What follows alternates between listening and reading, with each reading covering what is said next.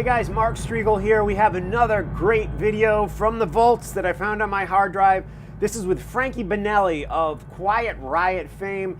And I gotta tell you, I am psyched to see Frankie play with Quiet Riot at this year's M3 Festival. I will be there along with Emily. We will be hanging out doing interviews. Emily's sister might even come. We don't know what's going on. It's gonna be a great, great weekend in May down in Columbia, Maryland at the M3 Festival. Some of you guys have already reached out and told me you're coming, so we got to drink a pint, drink a beer when we're down there. It's going to be a fun hang.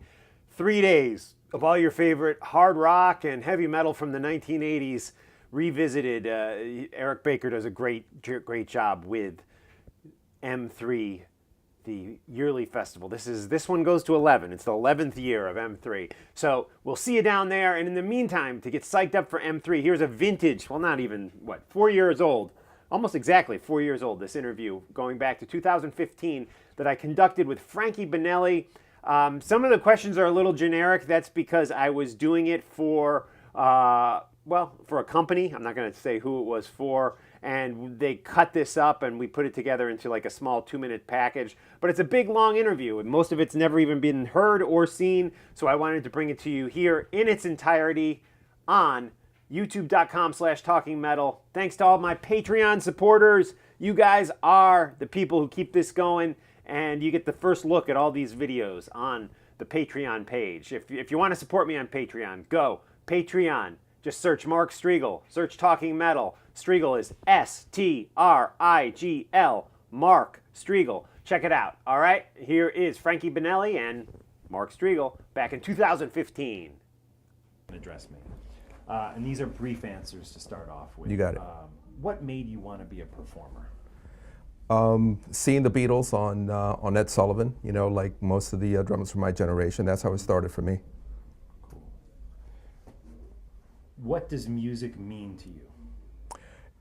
It means everything to me. It keeps me alive. It keeps me young. I feel sorry for people that don't have music in their lives, because it's for me, it's been absolutely wonderful. It still is. Cool. And the first concert you ever attended? The first concert I ever, well, that's a tough one. But I can tell you my favorite one. Sure. It was Led Zeppelin, the last date of their U.S. tour. It was at a club called The Image in Miami, February 14th of 1969, and I came back the next night on the 15th. Wow, cool. Desert Island Disc. Led Zeppelin 1. We've had a lot of people say that one. Any pre-show rituals, anything you do before you go on stage? Yeah, I sit quietly so I don't expend all the energy that I plan to use on stage. All sorts of bands are called metal, from, Poison to Cannibal Corpse to Iron Maiden to Black Sabbath. What makes a band metal, in your opinion? I think if a band is loud and aggressive, and their lyrics have a certain mindset to them, I think that makes them metal. I think it's too broad of a phrase, because I've always considered Quiet Riot a hard rock band, and we were pulled into the whole metal genre. I think a lot of that has to do with the imagery of the guy with the metal mask, and the fact that the record was called Metal Health, adds to it. So. Cool. Were you guys pressured by the record company to come up with like a metal anthem, like with the song Metal Health, with lyrics banging your head and stuff? What really happened in that situation is we already had the song Metal Health, which is commonly referred to as Bang Your Head.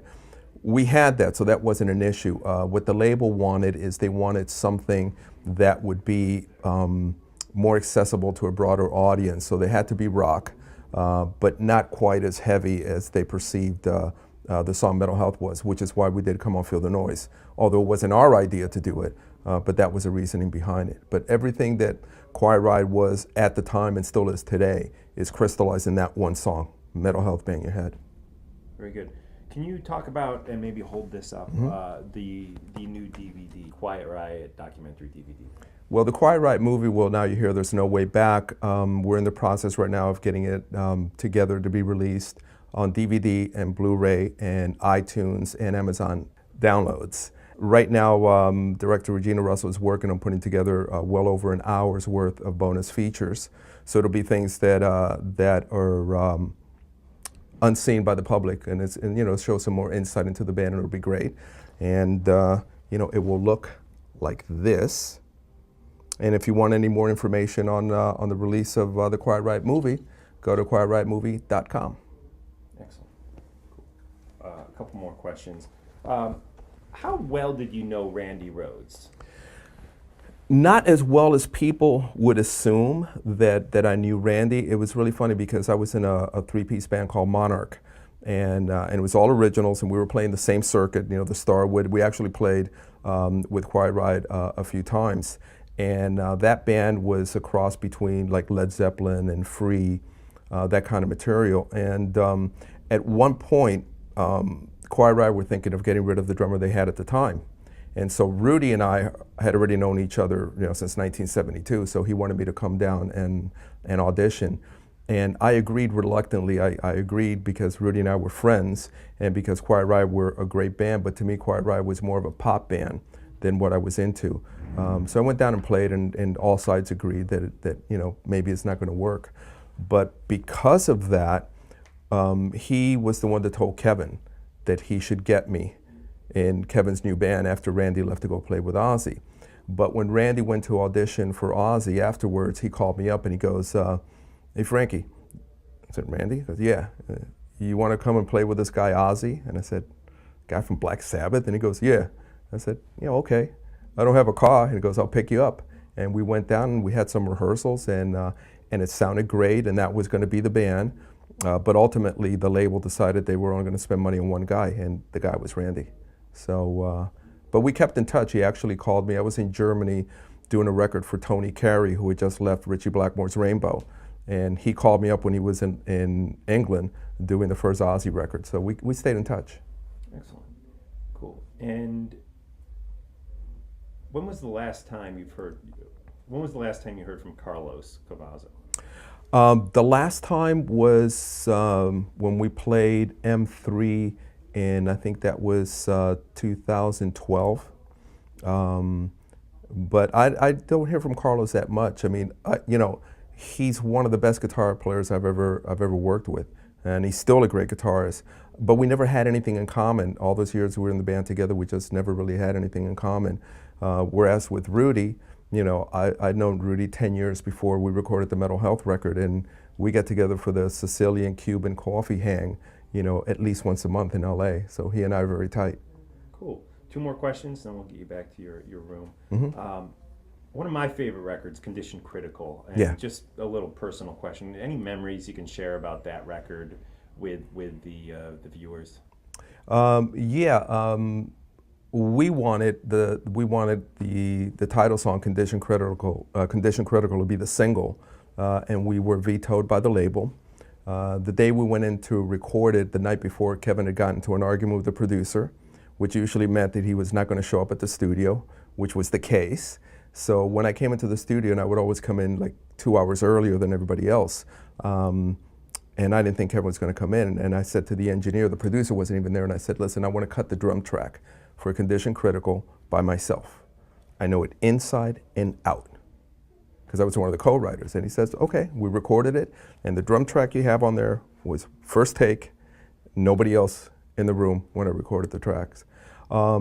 We got rushed into the studio.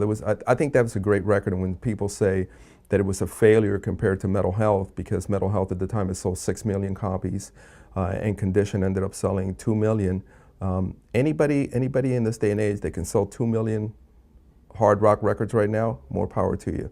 But it's a great record. Yeah, I mean, I loved Mental Health, and that's what got me into you guys. But Condition Critical, I liked even more. It was a great record, great drum sound. Yeah. It's a real shame that that a lot of people didn't pay as much attention to it because of the lack of hype compared to the Mental Health record. But yeah. I had already recorded, before we did the Mental Health record, I recorded 3 records at that studio, Pasha. So, I had a big hand in developing that sound, along with the engineer, Dwayne Barron, and of course the producer, Spencer Proffer. But I knew what I wanted, and I got it out of that studio. Cool. Last question, and have to be brief because we have to get you back. But, You got it. What does the future hold for you musically? Everything is going great. Quiet Riot right now, there's a renewed interest. I think a big part of it has to do with the release of the Quiet Riot movie, We're Now You're Here, There's No Way Back. But everything is going great right now. I mean, for the first time since Kevin passed away in 2007, I've got a really, really solid musical lineup that works well together, not just as musicians, but as people out on the road, which is equally as important. And right now I'm negotiating dates into October this year, so I see no reason to change what Quiet Riot has always done, which is bringing the music to the fans. And what's the current lineup of Quiet Riot? The current lineup is Jizzy Pearl on vocals, Alex Grassi on guitar, and Chuck Wright on bass. Cool. Great. Cool. Chuck Wright, a long history with the band. Yeah. Well, you saw the movie. Yeah. Yeah, he's been a part of the fabric and has isolated himself in and out of it many times. Cool. He's a great player.